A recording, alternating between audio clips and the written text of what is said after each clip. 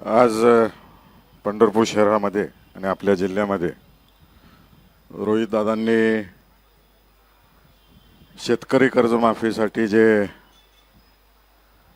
आंदोलन पुकारलेलं आहे, या आंदोलनाला सोलापूर जिल्ह्यातील आणि माढा लोकसभा मतदारसंघातील सर्व शेतकरी बांधवांच्या वतीनं या ठिकाणी मी पाठिंबा देतो आणि ज्या काही मागण्या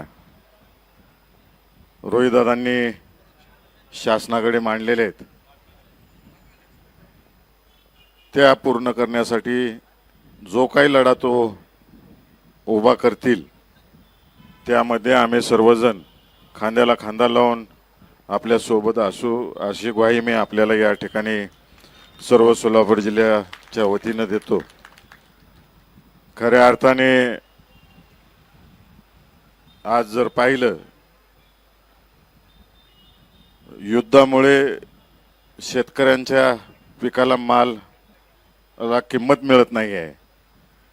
विशेषतः माझ्या मतदारसंघात डाळिंब आणि केळीचं उत्पादन सगळ्यात जास्त आहे आणि आपण आपल्या भाषणामध्ये सांगितलंच की 2 रुपयापर्यंत दर खाली आले। मध्ये पोर्टला सुद्धा हजारो कंटेनर त्या ठिकाणी अडकले होते। मी लोकसभेमध्ये हा प्रश्न विचारला होता आणि त्यानंतर कुठं हालचाल झाली आणि आता पुन्हा एक्सपोर्टला चांगले दिवस आले आणि मागच्याच आठवड्यामध्ये करमाळा माढा माळशिरसमध्ये अवकाळी पाऊस झाला आणि या पावसामध्ये शेतकऱ्यांच्या हार्वेस्टिंगला आलेल्या बागा पूर्ण झोपल्या गेल्या। दुर्दैव असं आहे, आम्ही कितीही इलेक्शनच्या गडबडीत असलो तर आम्ही शेतकऱ्याच्या बांधावर गेलो, तिथं त्यांचं दुःख समजून घेतलं आणि संबंधित अधिकारी वर्ग असेल मंत्र्यांकडे पाठपुरावा करण्याचा प्रयत्न केला।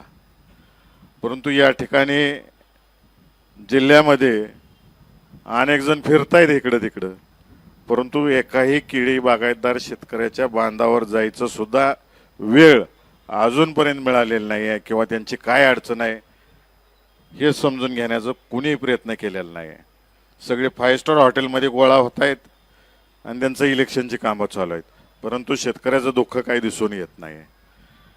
दादा, अजून एक किस्सा सांगायचा आहे की मध्ये सिनेला पूर आला आणि सिनेच्या पुरामध्ये अनेक माढा तालुक्यातली करमाळा तालुक्यातली गावं ही पाण्याखाली गेली।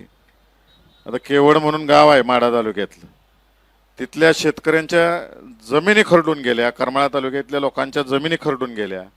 त्यांना एवढी तुटपुंजी मदत मिळालेली आहे, म्हणजे ते शेतकरी जर आता मदत केली नाही सगळ्यांनी मिळून तर ते आत्महत्या करतील अशी परिस्थिती आहे। म्हणजे मी जेव्हा गेलो होतो बघायला तेव्हा कमरे एवढं पाणी त्यांच्या शेतामध्ये होतं।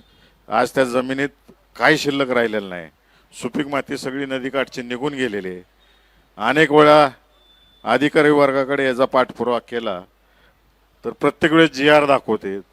माझं तर म्हणणं आहे अधिकाऱ्यांनी ही वस्तुस्थिती शासनाकडे मांडली पाहिजे आणि जास्तीत जास्त मदत शेतकरी बांधवांना मिळवून दिली पाहिजे। आम्ही वेळोवेळी ताईंच्या नेतृत्वाखाली दुधाच्या बाबतीत असू, कांद्याच्या बाबतीत असू, द्राक्षाच्या बाबतीत असू, केळीचं असू, जे काय आंदोलन शेतकऱ्यांच्या बाबतीत संसदेसमोर करता येते ते करण्याचं काम आम्ही दिल्लीमध्ये सगळ्यांनी मिळून केलेलं आहे आणि इथून पुढेही करत राहणार आहे। ज्या ज्यावेळेस शेतकऱ्यांवरती अन्याय होईल, आता शक्तिपीठ मार्गाच्या माध्यमातून मोठ्या प्रमाणावर अन्याय शेतकऱ्यांवरती व्हायला लागलेला आहे। एकदा हे इलेक्शन संपू द्या आणि त्यानंतर आपल्याला सगळ्यांना मिळून कोल्हापूर जिल्ह्यामध्ये जसं सर्व पक्षातली नेते मंडळी एकत्र आली तसं सोलापूर जिल्ह्यातल्या सगळ्या नेते मंडळींना एकत्रित येऊन शेतकऱ्यांसाठी लढा उभा करायला लागणार आहे। आणि मी उघड सांगतो, कुणी येऊ ना येऊ, मी शेतकऱ्यांबरोबर राहणार आहे, एवढे मी 100% शब्द देतो। इलेक्शन संपलेल्या दुसऱ्या दिवशीपासून त्या कामाला सुरुवात करणार आहे। सुरुवातीला कलेक्टरची वेळ घेणार आहे आणि प्रत्येक गावातला शेतकरी त्या ठिकाणी घेऊन जाऊन त्यांचं म्हणणं त्या ठिकाणी शासनाकडे पोहोचवणार आहे आणि शेतकरी सांगतील तोच आदेश मला असेल। मी काय शेतकऱ्यांना सांगणार नाही, शेतकरी जो आदेश मला देतील त्या आदेशात मी त्यांच्या दृष्टिकोनातून काम करणार आहे। पुन्हा एकदा मी या ठिकाणी आपल्याला जिल्हावासियांच्या वतीनं सर्व शेतकऱ्यांच्या वतीनं आपल्या या आंदोलनासाठी पाठिंबा देतो आणि माझे 2 शब्द संपवतो। जय हिंद।